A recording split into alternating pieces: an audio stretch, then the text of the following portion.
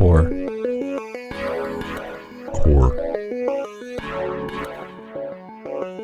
You are listening to Core, a show on Code Zero Radio that plays bands located in the Fox Cities. A show to find and discover new music. Hosted by Andy McNamara.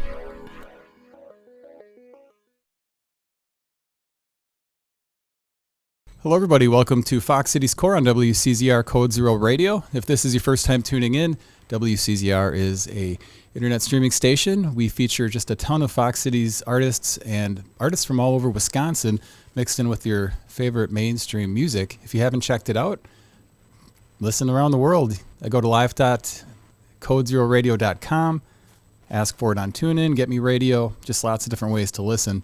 Cousin Arthur is a singer and a piano rocker based in Appleton, Wisconsin. His debut album was released earlier this year under the Boy Howdy Productions record label.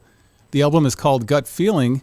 I'd like to welcome Arthur Buscher to Fox Cities Core on WCZR Code Zero Radio. Arthur, how are you doing today? I'm doing pretty good. You nailed the pronunciation there, Andy. Well, I had to write it down phonetically, however, I've got it spelled wrong, but I wanted to make sure I didn't screw that up. Yeah, and people will goof that up, so I said, just call me Cousin Arthur. A lot of people remember that.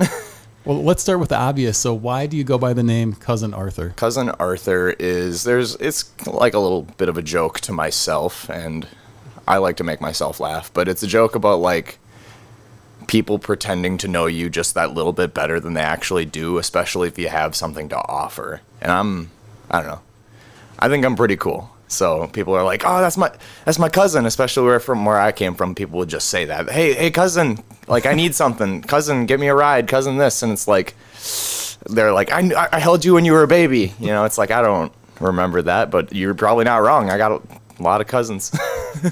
You're fairly new on the Appleton scene. Well, when I say fairly new, within the last couple of years. Within the last year or so, and then that moniker further got solidified when I started working with Boy Howdy.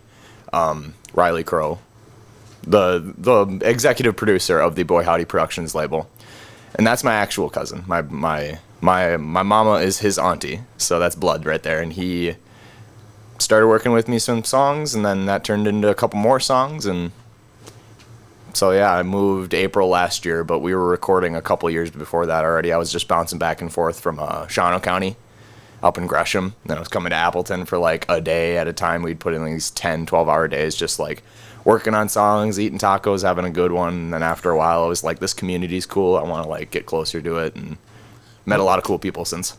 Well, let's back up to the beginning. 'Cause I think I read somewhere that you didn't start playing music until you got a piano, or were you playing before that? Lifelong interest in music, for sure. I was like in band and choir when I was in school. I started writing songs, or like I think I wrote my first one when I was like 14 or 15 or something like that, and that's one of these, I think some of those actually ended up on the record, like Easy and Through. I wrote those when I was in high school, but that I didn't have any like really, really awesome instruments I was crazy prideful of, ones that I bring up on a stage, plug in, and perform with. And then when I got this little like, I think it's a Lowry Genie something. It had the foot pedals to play bass notes. It had these two key beds. I was just like, this is cool. I don't care if it's heavy and awkward and lunky. Like, people bring pianos around, but I'm going to bring this organ and I'm going to rock with my songs on it. So that's what, like I said, what gave me the confidence to start sharing the songs is that cool keyboard. It's interesting because like a lot of the musicians you hear, it's like they got their first instrument was like an acoustic guitar or something, and you got the piano. I had like, a little Yamaha or whatever. It wasn't touch sensitive. It was like, it had some keys busted and stuff like that. I inherited it just like everything, But then when I got one of that organ, and it gave me the passion to keep collecting and keep like getting instruments that I was really prideful of having in front of me and showing off along with the songs. And you just started writing songs with in mind that you were going to be like a one person kind of band. It wasn't like, hey, let's get a bunch of people together and let's start a band. This was you writing songs on your own. Yeah, writing on my own for sure. It wasn't like a collaborative thing or even something that I was too intent on sharing with anybody right away, because they were like corny little love songs I wrote as a teenager, getting over those first feelings. But then obviously when you start making demos by yourself and you're like, I don't need the help, but I really want it, because I'm, like I said, I'm bouncing back and forth to Appleton. I'm bumping into other creatives who I'm like, man, it'd be really cool to get them to help on it, and be really cool to like get some more collaboration in this. And I guess I never intended to be alone the whole ride. It's a lot more fun when you share. Well, you had obviously a musical family as well with Riley. You mentioned Riley, and you've got Jake and Luke, and just a lot of Crowe Brothers that are very into music. Yeah, we were like I said, blood cousins, so we would be bumping into each other at like Christmas and stuff like that. And I just always looked up to them as them being at the youngest, 6-7 years older than me. I was like, wow, these guys are cool. They're always bringing acoustic guitars to every family get together. Like, they were definitely an inspiration to just like follow a creative path. And then when I got to be an adult and like I stopped being so sheepish with these little songs that I wrote, then we developed a larger relationship. It's like, Artie, you make songs? Like, I have a studio space. Come show me a song or two. And then, you know.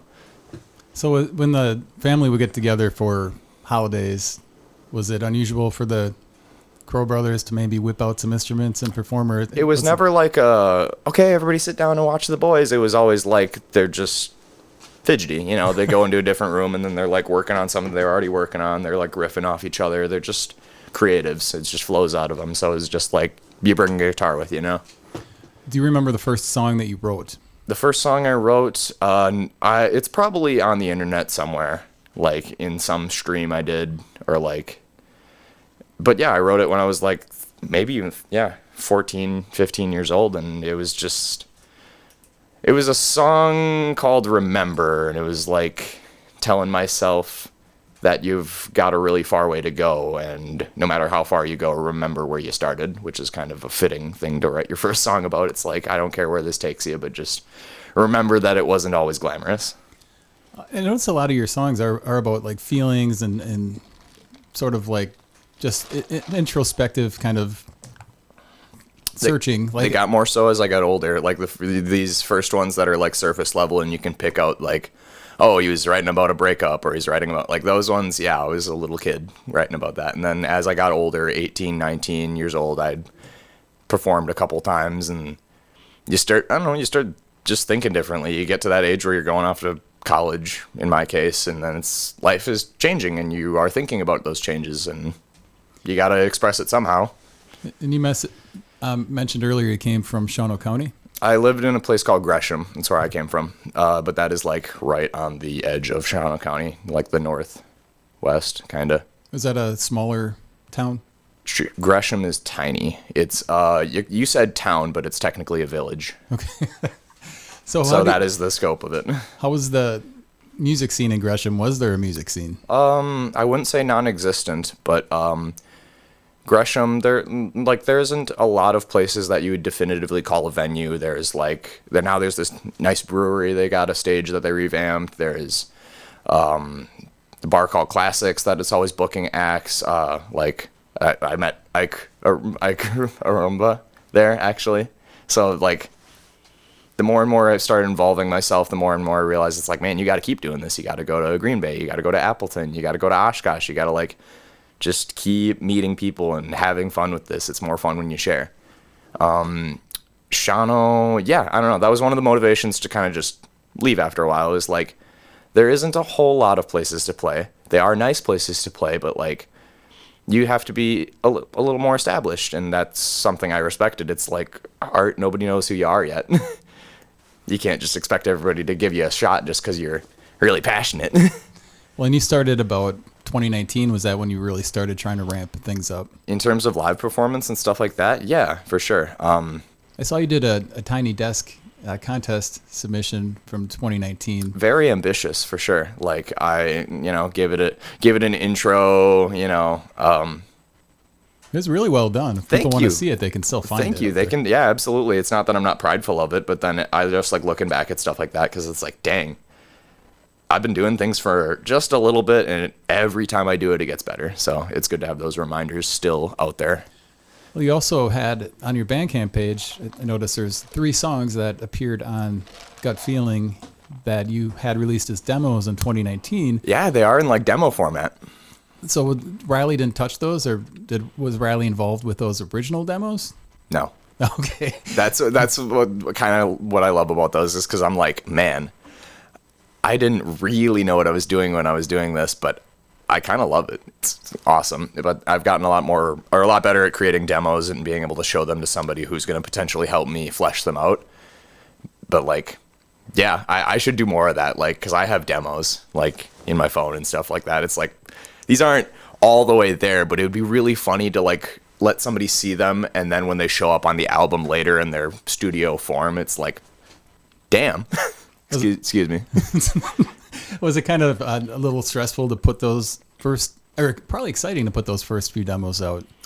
I had nothing to compare it to. I didn't have other releases to compare it to. I was just like, no fanfare, no pub, like, I don't know. I hyped them up a little bit just because it's like, hey guys, like, you knew I was a musician, you know, I was in band and choir and stuff as a kid, but now I'm like an adult and I'm going to try to do a little bit more with that interest that I have.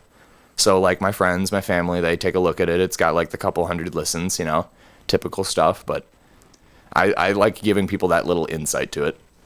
Yeah, and then it's kind of like you're official. I'm a musician. I've got stuff out. So then those people who looked at those first demos can be like, man, Keepsakes sounds so cool now. And it's like, thanks for sticking around, I guess. That's why when you mentioned that, I had to giggle a little bit. It's like, man, people don't know about that. And I don't, you know, it's for better or for worse, you know. Well, then Boy Howdy finds out about the demos, or he hears them and he says, hey, Cousin Arthur, I've got some knowledge here that I can help you get as recorded. I started putting more and more material online, just little pieces here and there. Then he had an online presence as well, so he's seeing that in the periphery, and he's like, hey, if you write songs and you have a serious interest in it, like, I'm producing for people. I want to keep trying to produce for people. And now he's got myself and Free Dirt. He's building a repertoire of artists under this production label that he's doing, and very, very proud of the cousin. How was his recording style, his recording engineer style? Was he pretty laid back, or was he sort of like, Arthur, maybe change this or do this? And being you're related to you, I'm sure he wasn't wearing the gloves when he was doing it. It was probably more direct because he knew you better. That's the funny thing is, again, I didn't really have anything to compare it to. I didn't know how he would work with other artists. I feel like he was very patient with me because I didn't have the studio etiquette. I didn't have the know-how of like the headphones and the playback and the like when you're listening, like when I listen to things, I want to dance and I want to sing and stuff. But then it's like, no, yeah, if we're playing it back and we're listening to the intricacies of it, sit down and focus. So he'd give me that every once in a while. He'd be like, Arthur, stop singing. We're trying to listen to vocal parts. And I'm like, oh, sorry, I'm just enjoying music. So like he's little pieces of etiquette he's teaching me. He taught me like I'm obviously a lot more efficient because of him now, like in terms of the recording process.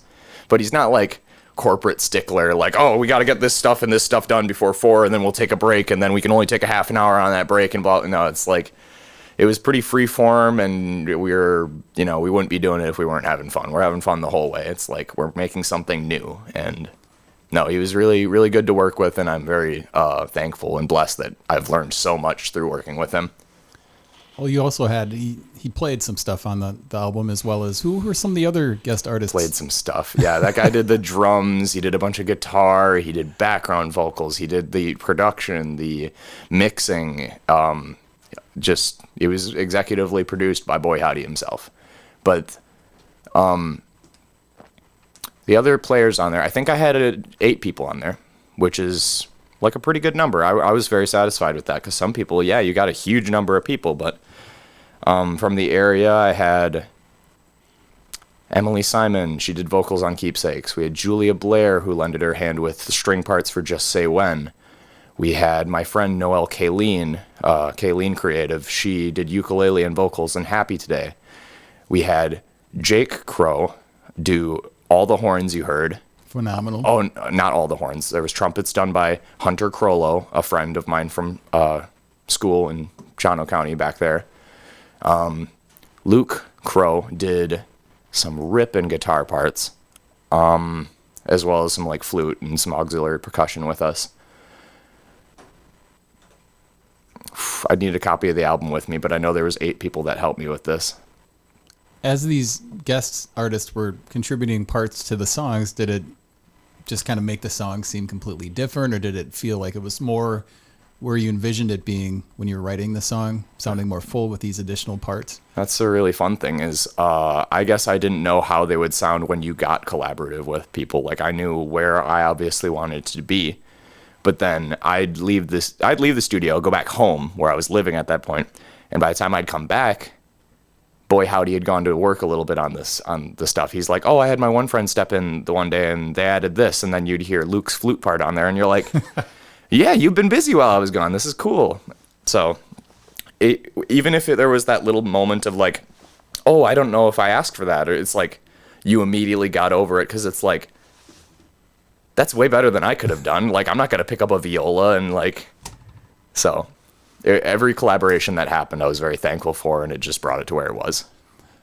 On the Tiny Desk concert submission, I noticed you were doing, and I don't know if you do this now because I haven't been lucky enough to be able to attend a Cousin Arthur show. I know you've got some coming up we'll talk about, but I noticed you're doing the percussion with your feet. Do you still do that? Oh yeah, I still do it, but like it's now that I've been blessed enough to have those collaborators that are willing to step in here and there, I do a hell of a lot less of my own percussion because it's mental capacity that you're trying to use while you're trying to remember words and have good posture for singing, and you're trying to hit your chords, and you're trying to play a bass part with your feet, and then you're trying to drum with your foot and your left hand. So it was gimmicky and fun and really funny to get a video of it every once in a while, but like now that I have the resources to take on less of that load, I do a lot less of it. I'd still do it. Like I bust it out every once in a while, like farmers market, stuff like that, because it's fun. What even gave you the idea where you thought, well, I'm going to try to get, one of these kick drum things in a cajon or something? Or it is a cajon. It's just a cajon with a reversed like kick pedal on it, so I get some bassiness out of it, and then I'm slapping the snare face thing with my hand. But I don't know if I saw anybody do it. And as I was like getting the idea to do this, it was because of that organ. I was like, man, I'm playing the bass parts and like these rhythm parts and melodies all by myself right now. They got to make those like drum sets you play with your feet, And then I got a cajon, I got a foot pedal, and I started doing that. I didn't like even go down the rabbit hole far enough to like get like the farmer foot drum or whatever. Like if you've seen those, they're out of Michigan. Those guys are cool. But the one-man band thing was just funny. It was like, how do I make as big of a sound as possible as one person? And now that I have studio friends and stuff like that, it's like, oh, it's easier to make that big sound seemingly by yourself, but you don't do it by yourself.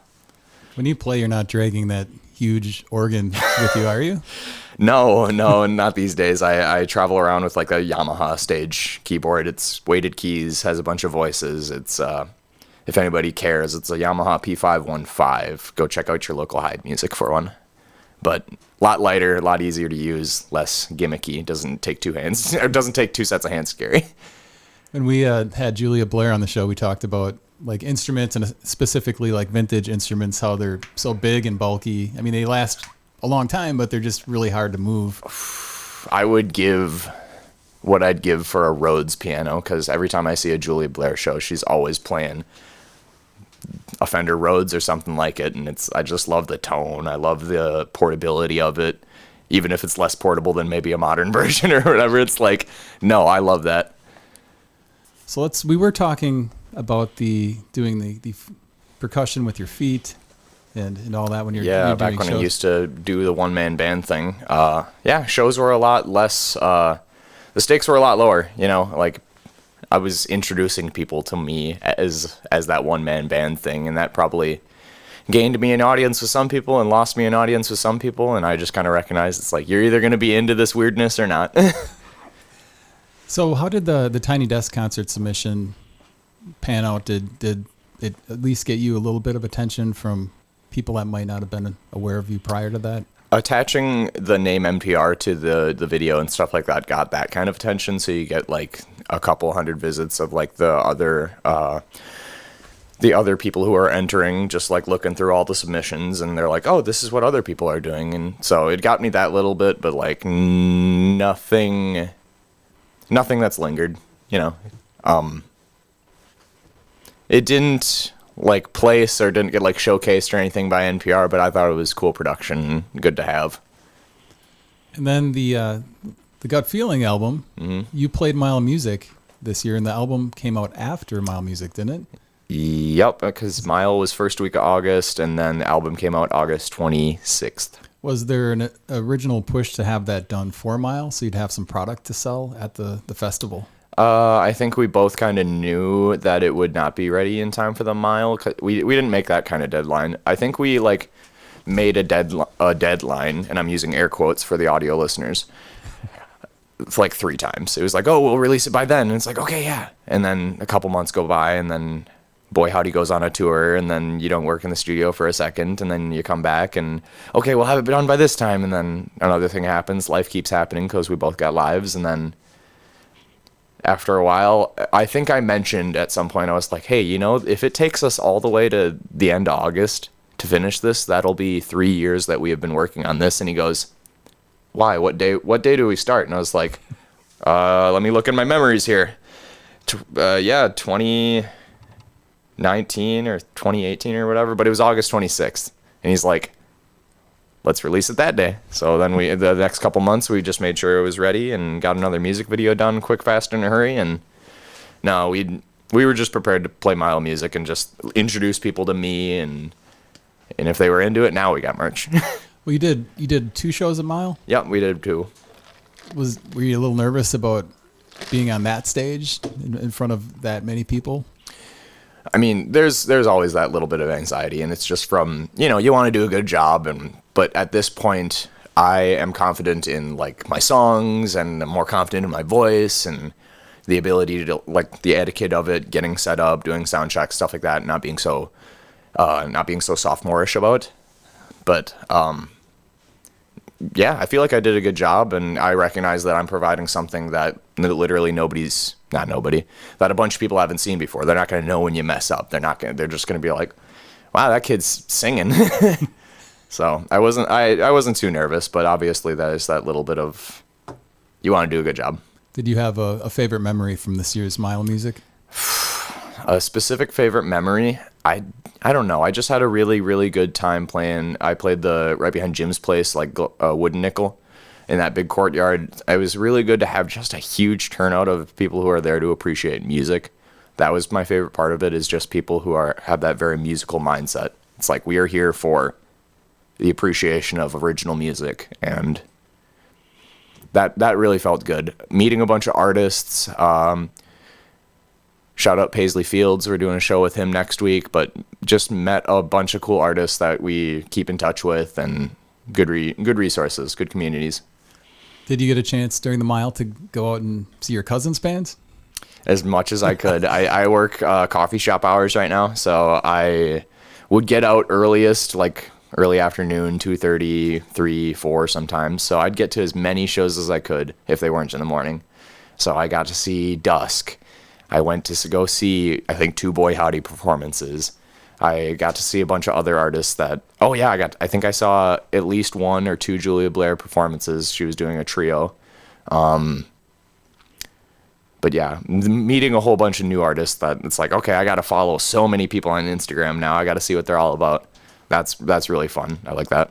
Did you have to deal with any pushback being a new artist? Did you have people in the scene like, why do you get to play Mile Music? I've been playing for 5-10 years and I haven't been able to play it. Did you get any of that? If there was any, I didn't hear it.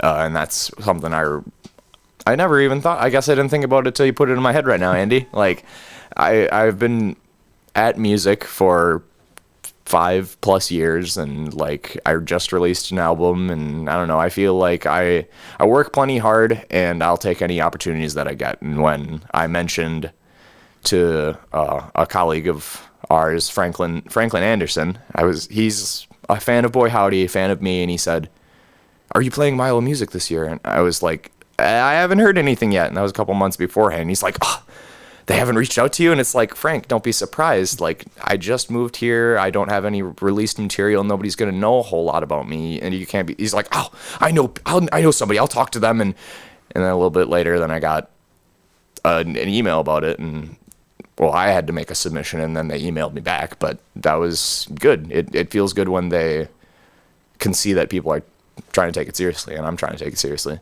Frank is an amazing person, and he's so talented, and obviously his Insightful, and just like, I don't know, I like conversations with Franklin. He's awesome. yeah, and he, for people that might not be familiar with him, he runs Wisconsinology, which is a great Wisconsin history website, and of course he's on instruments as just One of the finest steel players that you'll ever see. yep. Yeah, he played on your album? Oh, I No, wish, you wish. right? I wish. No, all the pedal steel is done by Boy Howdy himself. But Can't go wrong with Boy Howdy was taught how to play pedal steel by Frank Anderson. Fun piece of trivia. the next best thing. So, one of the other finest steel players that I know.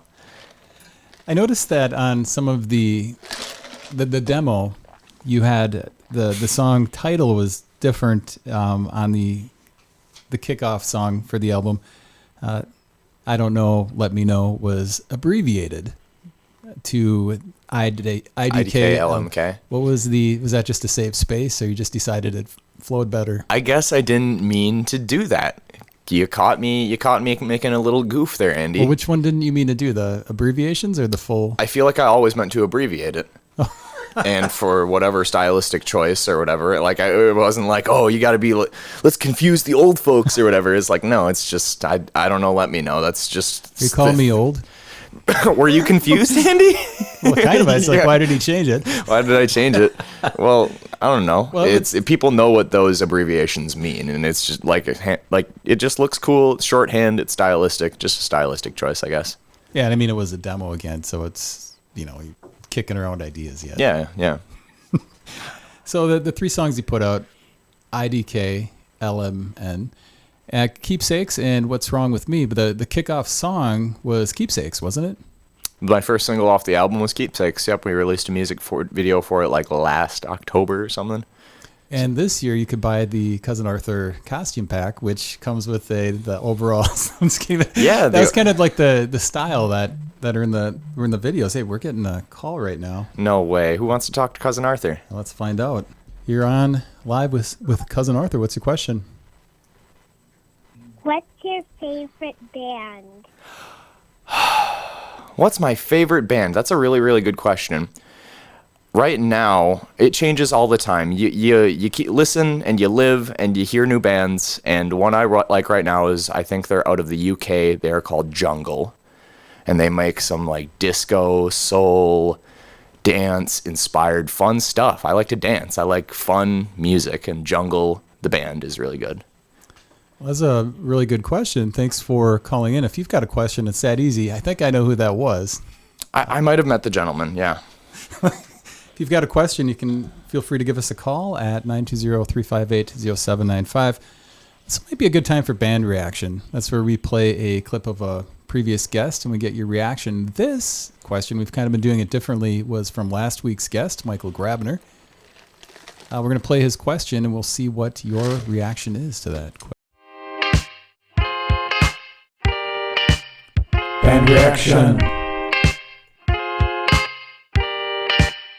Band reaction.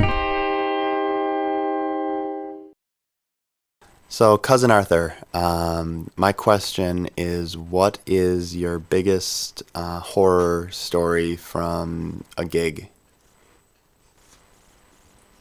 That's the question. My biggest horror story from a gig. I guess I don't have too long of a career to really pick out a terrifically terrible time that I've had, but my stage banter hasn't always been that great. Like I'm a guy who puts his foot in his mouth the more he talks on stage, and I feel like it's a thing I'm obligated to do. It's like, here's a song, let me talk about it for a second. Sometimes you get just one too many drinks or whatever, and it's like I don't even care what I'm saying anymore. So just kind of being unprofessional, making a donkey of myself a bit. I guess no big meltdowns, but yeah, I've gotten a lot more professional since then. Are you able to kind of absorb silence? Like when you're up there and you get a 5 or 10 second segment that's quiet, are you able to just sit there and I've gotten a lot, like, I've always been cheeky and I've leaned into it in my stage presence for sure. Like, I'll tease people for not clapping. It's like, oh, I'm too cool to clap. Okay. So I nag a little bit. I'm silly and I'm goofy with it. I make sure, like, this is a place to let loose a little bit. Don't be such a wallflower. What's some of the best criticism or critiques that you've received from audience members after your performances? Critiques or critiques feedback. Or maybe feedback, I guess. Feedback in general. I like being affirmed. Everybody likes hearing nice things about themselves, you know. I like people saying that I have good posture when I play. It's something I pride myself on. Get the mic where it needs to be, keep your back straight, get some nice volume and nice tone from your lungs. But through that good posture, people are like, man, you pop your butt out. you look good. And I'm like, stop, quit looking. Just telling me I look good, you know, superficial stuff, nice hair, your costume looks great. But one of the biggest pieces that I've heard so far is, again, Frank Anderson telling me he's really inspired by like old school rock and roll piano, Jerry Lee Lewis, stuff like that. But he's like, turn sideways in your chair when you play. Don't sit with your keyboard looking at the audience and like playing like that. Turn sideways, get your microphone to your side and stuff like that. Like, and I like doing that. It feels a little more intimate with the audience. They can see a little more of what you're doing instead of like a reverse image. And you get a little like leg kick action. You can get a little more vibrant with it. I get impassioned when I play. I like to move. So when you're playing facing to the side like that, does that, I mean, that's kind of, you have a little different muscle memory on the hands, I'm guessing. Not incredibly different. It's just taking a little adapting because just get more confident not looking at the keys. And that's the big thing about having the keyboard in front of me like that. It's like you're singing and then your eyes keep going down like that. But now I'm getting better with my grip because of that. And like Frank's point was like, it shows confidence. It shows that like that's part of it. But then if you're not looking at those keys, you're looking straight at the audience and you have it pulled out so they can see what you're doing. It exudes a slightly different energy, but it just took like a couple performances to get used to it, but it's kind of what I prefer now. And then you just started sticking your butt out more because of the posture. Wearing tighter pants, for sure. So before we got the phone call, we were talking about the Keepsakes video, which was released. It's you kind of walking around Appleton and kind of having a good time. Like, I guess you're kicking your feet around a lot. And we kind of we didn't really know if there was going to be a narrative to it. And if it was going to be a narrative being told through the visuals, then there was going to be a very loose narrative, one that you didn't need to pick up on a lot to understand.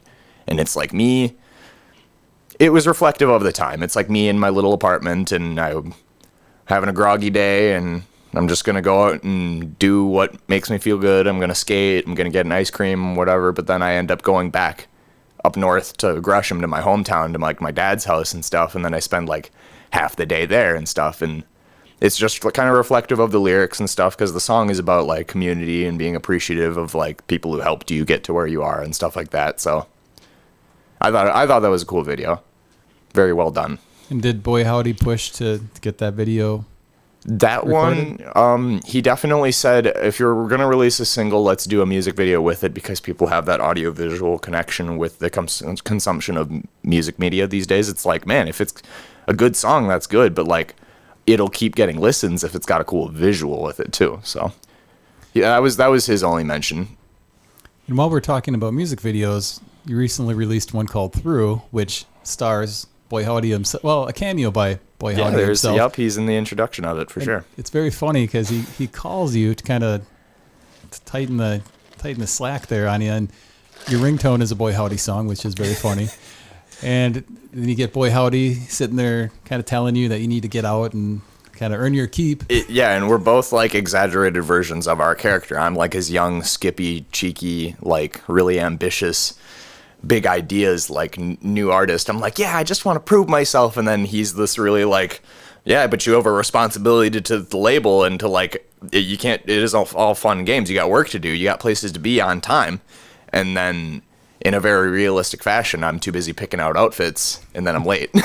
Well, it's a quite a step up from the video before in terms of ambitiousness. It's a step sideways. Well, you guys are doing there's a plot in this one. And This one was more narrative heavy, and it was more people in it. More people in it. Like that's the thing. Production value. Like the first one, it has this really crisp, like commercial level, like production to it. Very, very nice. And this next one, like the camera angles are shakier, and the editing is more frantic and stuff. And it's just, like I said, a step sideways because I don't feel like either of them are better than each other. It's just like, no, I wanted to make one that's a little campier, a little funny, a little like. Was it where I can show my humor a little more instead of just my face? Did you have any trouble filming any of that? I know you were a lot of places downtown, and you were in a, dumping stuff out of the back of your car. And did anybody come up to you and say, "What are you doing?" Or they probably saw a camcorder and kind of knew sort of that you were filming something? I don't think anybody caught an issue with us. We were kind of hyper vigilant on like, oh, let's maybe not do that one because we'll get in trouble. Let's maybe not go here because we'll get in trouble. Or like, we were really careful with like the branding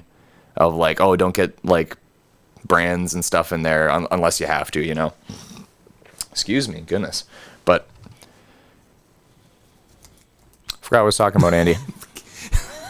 Talking about the through video and like being very conscious about if anybody giving us guff about it, and nobody really did. Every spot that I went to, I made sure that I either checked with ahead of time or I knew deep down in my heart that it was going to be fine. Because like with the stuff getting dumped out of the trailer, like we are behind a business that we ended up talking to beforehand, and like we're not blocking any ways. And the only guff I got when it was the shot outside the PAC where I'm in the cowboy stuff and I'm playing the guitar, and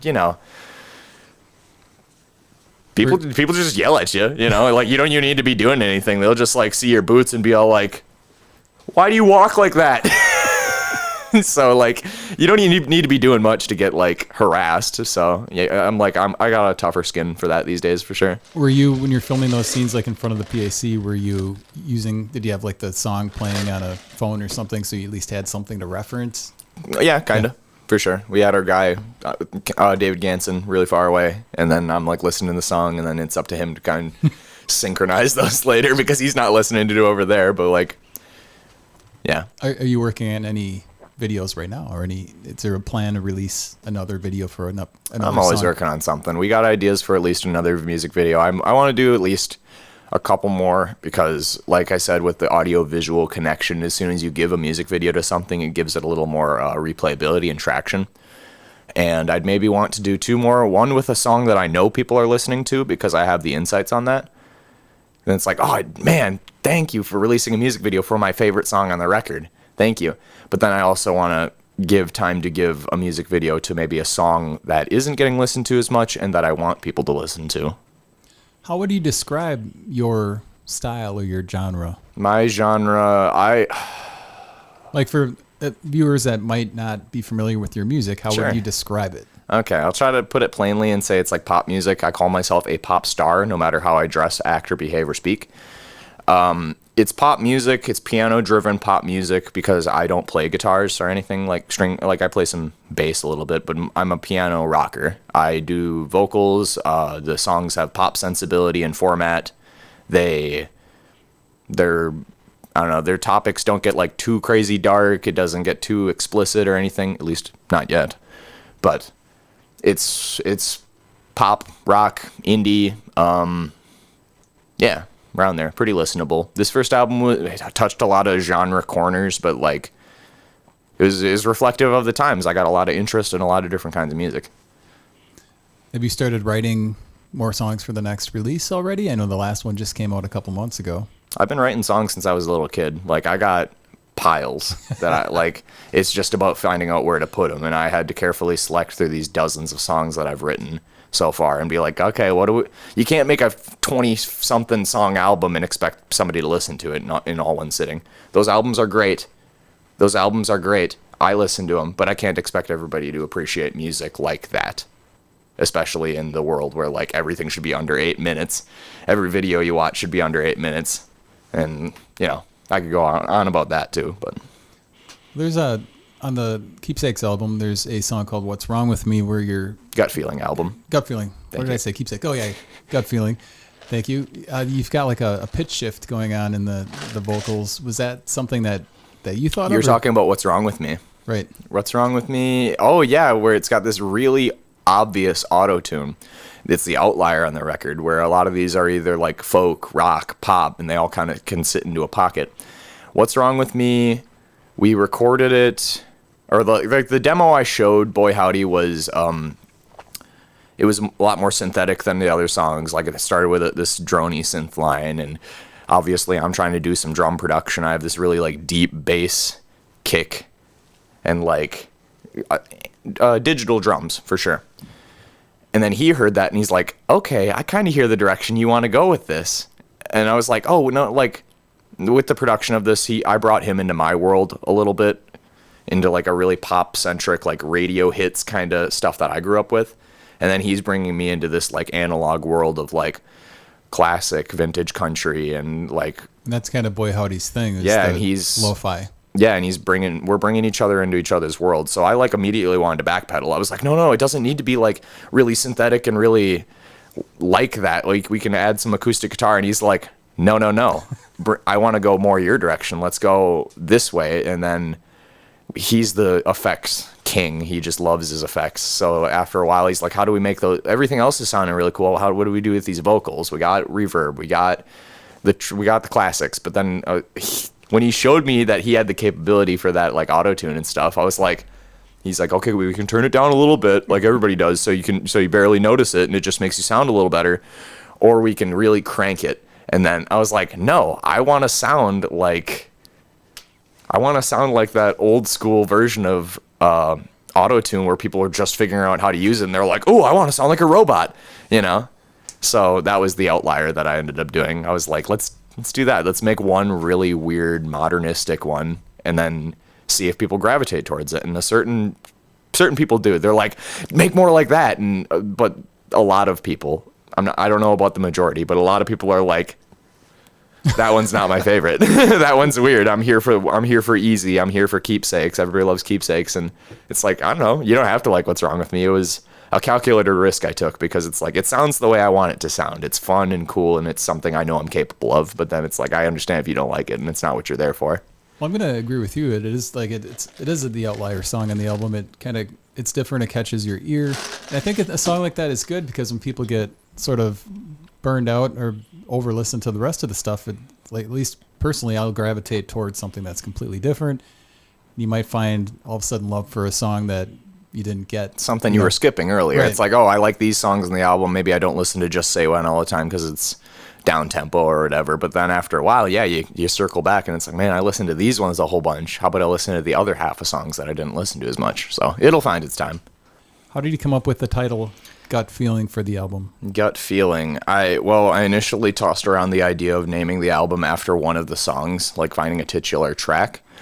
But when I sat down to do that, I just couldn't decide that one of them really encapsulated the idea of what all of these songs were here to do.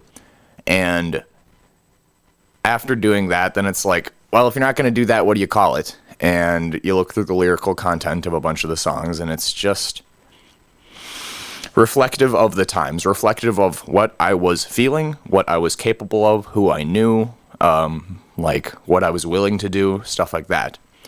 So Gut Feeling is the album itself. It's a love letter to me about like, hey, you told yourself as a little kid that you like writing songs, you like music, you have this interest.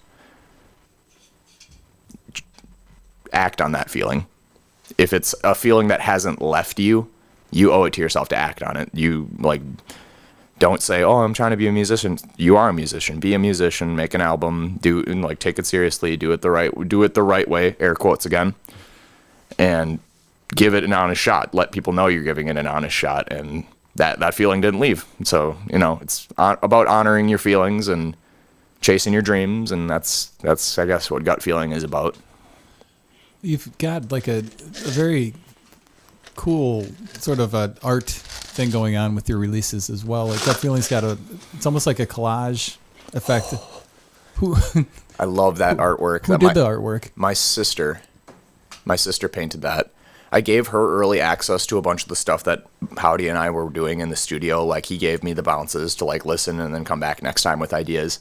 But I gave her those early versions of the song and the track list in the way I wanted her to listen to it. And I said, can you paint me an album artwork? And she did. She painted me these 2 8x8 frames. They're just gorgeous. I love them. And then they were further digitally manipulated by Loretta McGee, owner of Amano Print House. And she did the graphic design with the type, the font, and then she digitally put my image in there and stuff. But otherwise, that's a real painting I have in my house. And I like how the petals for the flower behind you look kind of like wings. you noticed that. I did. I thought that was cool because it's a very on the nose metaphor about like growing and just like blooming and becoming more confident and more secure in what you are and what you do. And so, is your sister going to do the artwork for your next album as well? Because you might be able to keep a theme going. I'm gonna keep collaborating with her. She is another one of those people in my life that